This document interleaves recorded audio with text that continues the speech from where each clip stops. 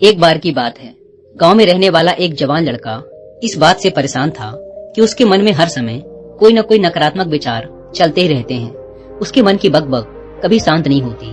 वो या तो अपने अतीत के बारे में सोचकर पछताता रहता है कि काश मैंने इस काम को ऐसे कर दिया होता, उस काम को वैसे कर दिया होता, या फिर वो अपने भविष्य के बारे में सोच कर डरा रहता है कि कहीं ऐसा हो गया तो क्या होगा, कहीं मैं सफल न हो जाऊं, कहीं मुझसे कोई गलती न हो जाए जिसकी वजह से लोग मेरा मजाक उड़ाना शुरू कर देंगे। और ऐसे ही कई सारे नकारात्मक व असफलता से भरे विचार उसके मन में हर समय चलते रहते। वो हमेशा ही विचारों में खोया रहता और अंदर से डरा हुआ सा रहता। फिर उसे किसी ने बताया कि यहाँ पास के जंगल के नीचे एक बौद्ध भिक्षुक रहते हैं, तुम उनके पास जाओ, वो तुम्हारी इस मानसिक समस्या का समाधान अवश्य कर देंगे। वो लड़का उन बौद्ध भिक्षुक के पास जाता है और अपनी सारी समस्या उन्हें बताता है। बौद्ध भिक्षुक उस लड़के की बात पूरे ध्यान से सुनते हैं और कहते हैं, तो तुम मुझसे क्या जानना चाहते हो? लड़के ने कहा, मुनिवर, मैं अपने मन को खाली करना चाहता हूँ। मैं आपसे ये जानना चाहता हूँ कि मन को खाली और साफ कैसे करते हैं? भिक्षु ने कहा, मन को खाली और साफ करना कोई 1-2 दिन का काम नहीं है, ये एक बहुत ही लंबी प्रक्रिया है। तो क्या तुम इसके लिए तैयार हो? लड़के ने कहा, हाँ मुनिवर, मैं कितनी भी बड़ी प्रक्रिया से गुजरने के लिए तैयार हूँ। बौद्ध भिक्षु ने कहा, मन को खाली और नकारात्मक विचारों से दूर रखने के 6 तरीके हैं। आओ एक एक करके उन्हें समझते हैं। मन को नकारात्मक विचारों से दूर करने का पहला तरीका है, ऐसे लोगों का साथ छोड़ दो जो हमेशा तुम्हें कमजोर, पिछड़ा हुआ, लक्ष्यहीन और गरिमा रहित इंसान महसूस करवाएं। अक्सर हमारे आसपास कुछ ऐसे लोग भी होते हैं जो शायद पद और धन में थोड़ा ऊपर होते हैं, लेकिन वो अपने इसी पद और धन के घमंड में अपने से थोड़े नीचे के स्तर के लोगों को कुछ भी नहीं समझते। वो हमेशा ही अपने से छोटे लोगों को यह महसूस करवाते हैं कि वो कितने छोटे हैं और वो जीवन में कुछ भी बड़ा हासिल करने में सक्षम नहीं है। इसके अलावा कई बार हमारे कुछ मित्र और परिवार के सदस्य भी ऐसे होते हैं जो अक्सर हमें छोटा महसूस करवाते हैं, हमें नीचा दिखाने की कोशिश करते हैं, लोगों के सामने हमारा मजाक बनाते हैं। तो ऐसे लोगों से जितना हो सके दूर रहो, क्योंकि ये ऐसे लोग होते हैं जो तुम्हारी नजरों में तुम्हारी गरिमा को नष्ट कर तुम्हें लक्ष्यहीन बना देंगे। तुम्हें खुद की काबिलियत पर संदेह होना शुरू हो जाएगा। तुम्हारे अंदर खुद के प्रति और दुनिया के प्रति नकारात्मक भावना आनी शुरू हो जाएगी और ये नकारात्मक विचार तुम्हें मानसिक तनाव और चिंता की तरफ ले जाएंगे। दूसरा, बहुत ही कम और चुनिंदा लोगों को ही अपना मित्र बनाओ।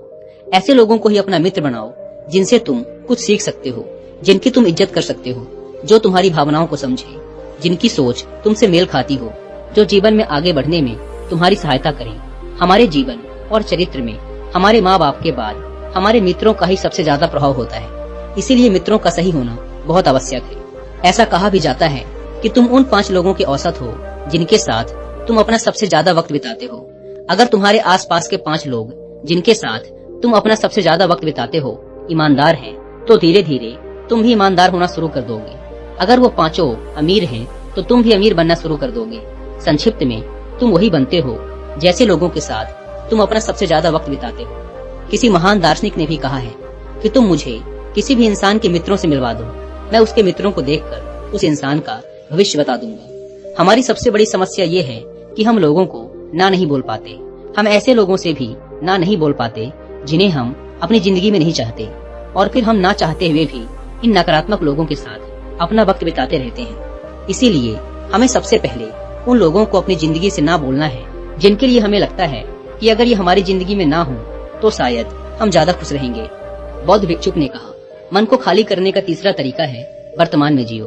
भिक्षुक ने लड़के की तरफ इशारा करते हुए कहा, तुम अपना अतीत नहीं बदल सकते, लेकिन तुम अपना वर्तमान अवश्य बदल सकते हो। इसलिए पूरी तरह से वर्तमान में रहते हुए उन चीजों और कामों पर ध्यान दो जो तुम्हारे नियंत्रण में है, जिन्हें तुम आज कर सकते हो, जिन्हें तुम आज बदल सकते हो। मेरी एक बात हमेशा याद रखना, केवल वर्तमान में रहकर ही भविष्य को संवारा जा सकता है, इसलिए वर्तमान में जीने की आदत डालो।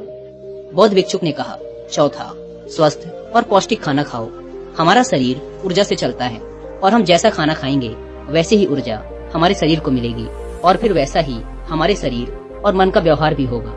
अगर तुम कोई ऐसा भोजन ग्रहण करते हो जिसमें खुद कोई जीवंतता नहीं है, जैसे कि मांसाहार, तो तुम्हारी मन स्थिति पर भी इसका विपरीत प्रभाव पड़ता है। साथ ही अगर शरीर ही स्वस्थ नहीं है तो हमारा मन भी प्रसन्न नहीं रह सकता। जब शरीर अस्वस्थ और कमजोर होता है तो मन में बहुत से नकारात्मक और हीनता के विचार आते हैं। कहा भी जाता है कि स्वस्थ शरीर में ही स्वस्थ मस्तिष्क का निवास होता है।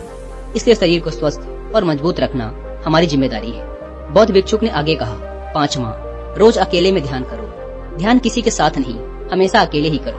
ध्यान करने का सबसे उपयुक्त समय सुबह या फिर रात में सोने से पहले होता है, लेकिन अगर तुम्हें आसानी से ध्यान में गहरा जाना है तो रात का समय सबसे उपयुक्त होता है। रात में सोने से पहले ध्यान करने से नींद में भी सुधार होता है और गहरी नींद आती है। ध्यान करने के लिए तुम अपनी सांसों पर ध्यान केंद्रित कर सकते हो या फिर अपने मन में उठने वाले विचारों पर भी ध्यान दिया जा सकता है। मन में उठने वाले विचारों पर ध्यान देने से ध्यान करने वाले को ज्यादा फायदा होता है, क्योंकि इससे आसानी से गहरे ध्यान में उतरा जा सकता है।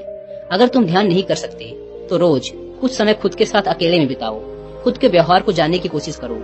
ये देखने की कोशिश करो कि मन में किस तरह के विचार उठ रहे हैं। जब तुम लंबे समय तक ध्यान करते हो या अपने साथ अकेले में वक्त बिताते हो तो तुम धीरे धीरे खुद को जानना शुरू कर देते हो।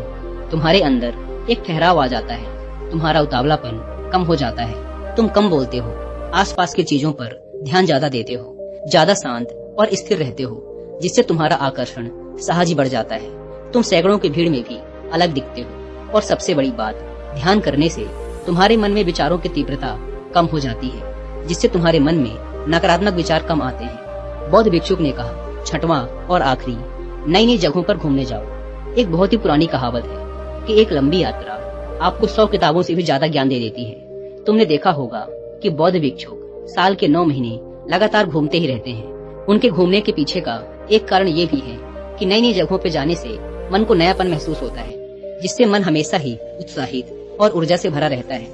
कोशिश करो कि प्रकृति की सुंदरता से भरे स्थानों पर घूमने के लिए जाओ। जब घूमने जाओ तो अपने आसपास की हर चीज पर पूरा ध्यान दो। इससे तुम्हारी चीजों पर ध्यान देने की आदत बढ़ेगी। प्रकृति की सुंदरता और उसकी आवाज में खोने की आदत डालो। वर्तमान में जियो, अपना अतीत में हुई गलतियाँ और सारी चिंताओं को भूल जाओ। बस यही है मन को खाली करने का सूत्र।